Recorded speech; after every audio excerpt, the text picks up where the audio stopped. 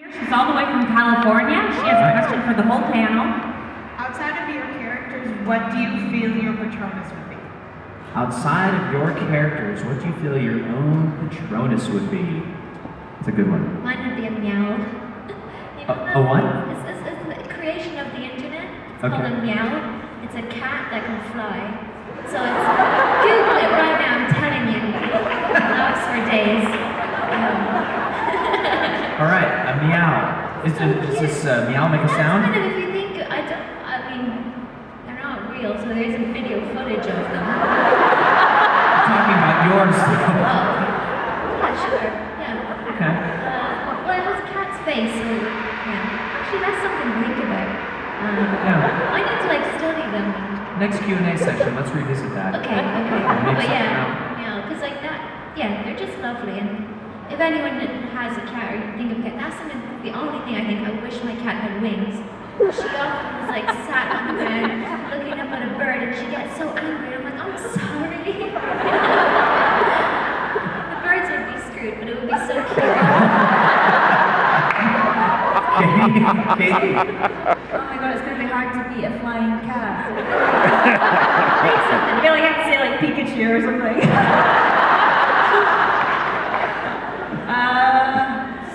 I don't know. I've got, an eagle? An eagle. Yeah. Alright. I'd like it to be an eagle, but probably be a sloth or something. Matthew? I really like bonobo monkeys, little like apes. I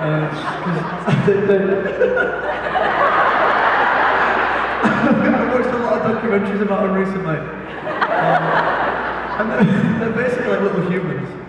But they don't, like, they're not violent. There's no recorded case of a bonobo monkey ever attacking another bonobo monkey. Alright. As said by the documentary that you were watching. Yeah, Okay. which as an ape, it's quite an impressive thing. You know, we do it, gorillas do it, chimpanzees do it, bonobos don't do it. And I find that charming. So I'd have one of those. What else do they do? I've told Rupert what they do, and I'm not going to tell you. Which I think we just said too much about monkeys. Alright. Bonnie.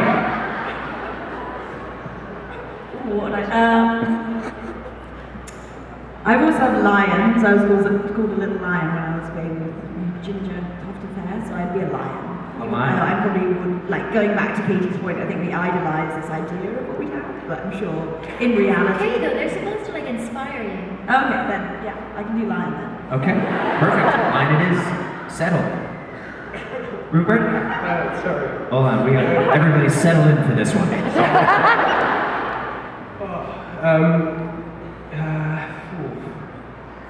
Sure.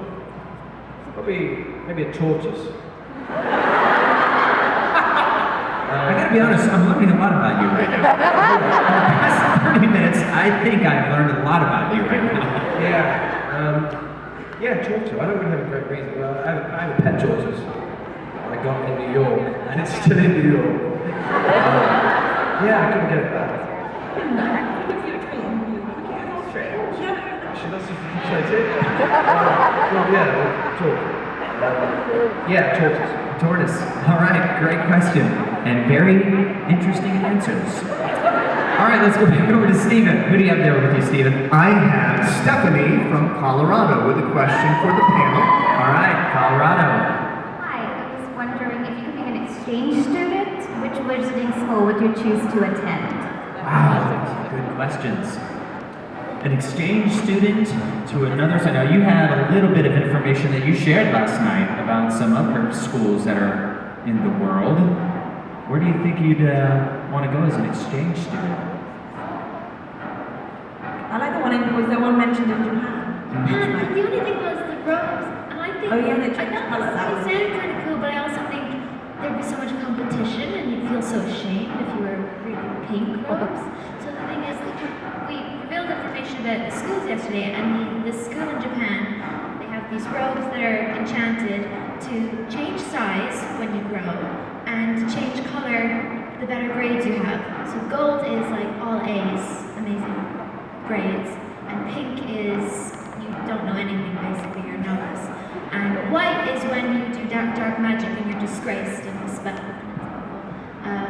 I just think it would be too much pressure. I would love to go to the Brazilian one, Castelo Bruxo, because they have little fuzzy creatures guarding the school. So adorable. All right. Who else? Where would you want to go as an exchange student? That's a tough question. Okay, so as a wizard or a witch, where would you want to go that you have not been?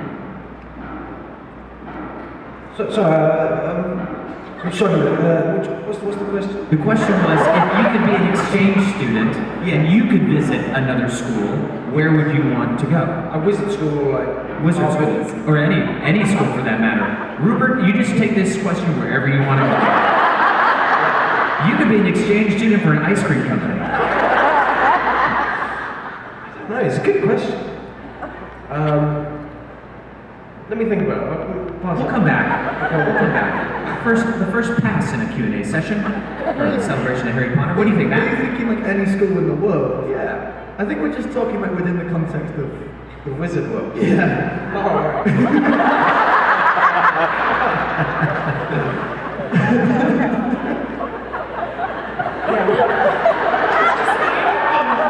Bobaton, Durmstrang, no? What's the French? What's the American? Is that just a girls' school? Should go.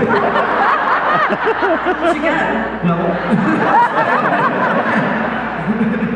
I believe that it was, but that doesn't mean that, you know. What was the American school called? Ilvermorny. Controversial name on the internet. Yeah. It's called Ilvermorny. Yeah. All was There's negative one in questions. Africa. There's There's an African one called Wagadu, and it's the biggest wizarding school in the world. What was It's 1,000 years old. And controversial about the American one? You know. the name is weird.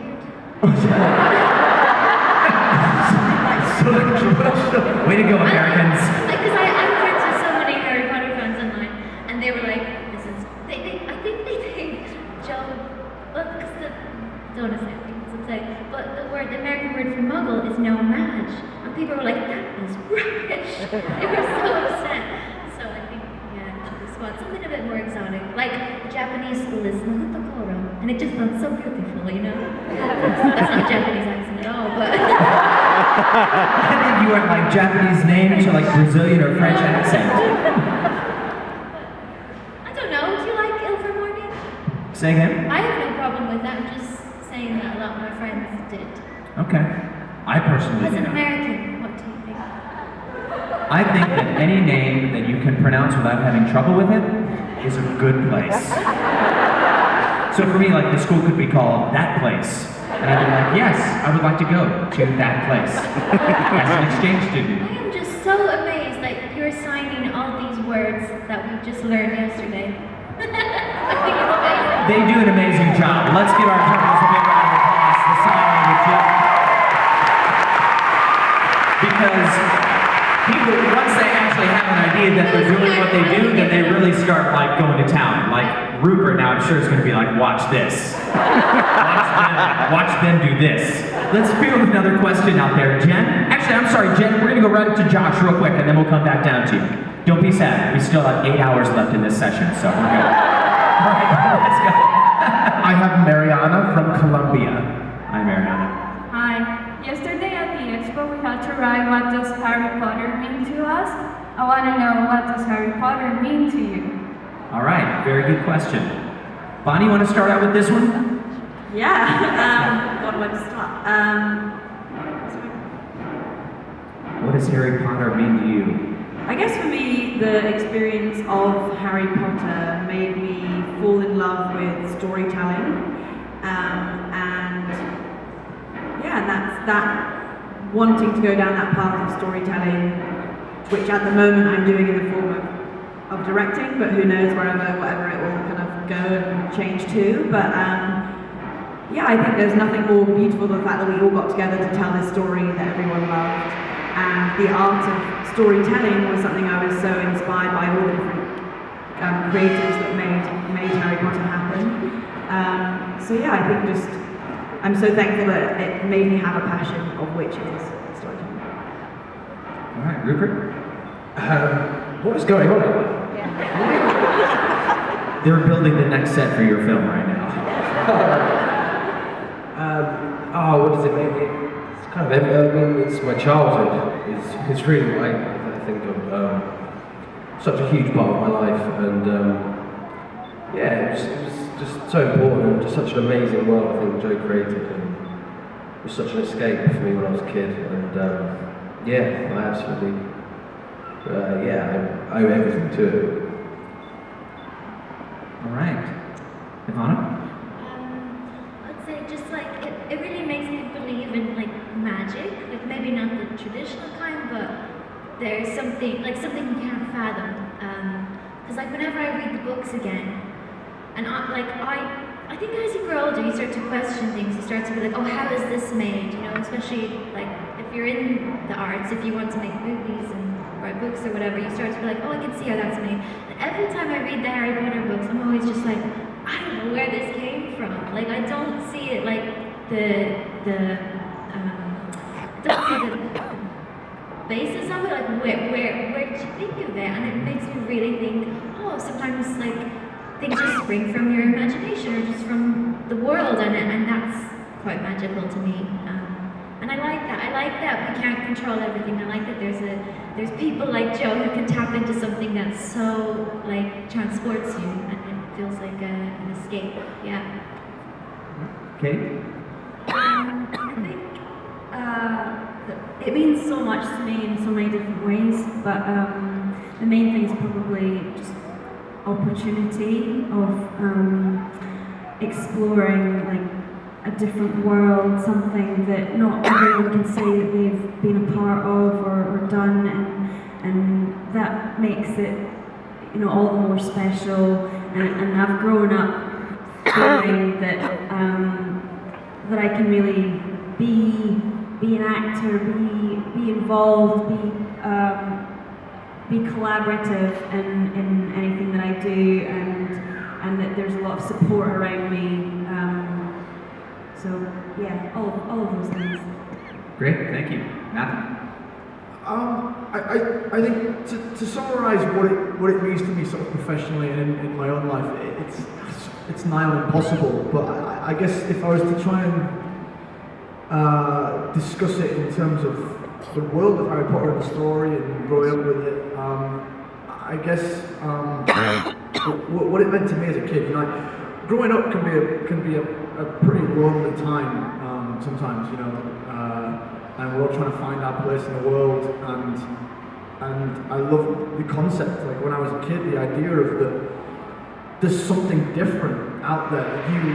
You are meant for something more, and it's just on the other side of that wall, somewhere on that back street in London. And the idea that one day someone can come along and your whole, not just your whole life, but your whole understanding of the world, everything that's mundane and boring, suddenly is new and fresh and exciting, and you're a part of that and a big part of that. And I think that any kid reading that, anyone reading that, you know, that's exciting. That's escapism in its finest, truest form, and that's what it always meant to me as a kid. That no matter what's going on in your life, you never know. Tomorrow, the unthinkable could happen and change for the most amazing, you know. And that's what it always meant to me as a kid anyway. Great answers. Thank you very much. Thank you.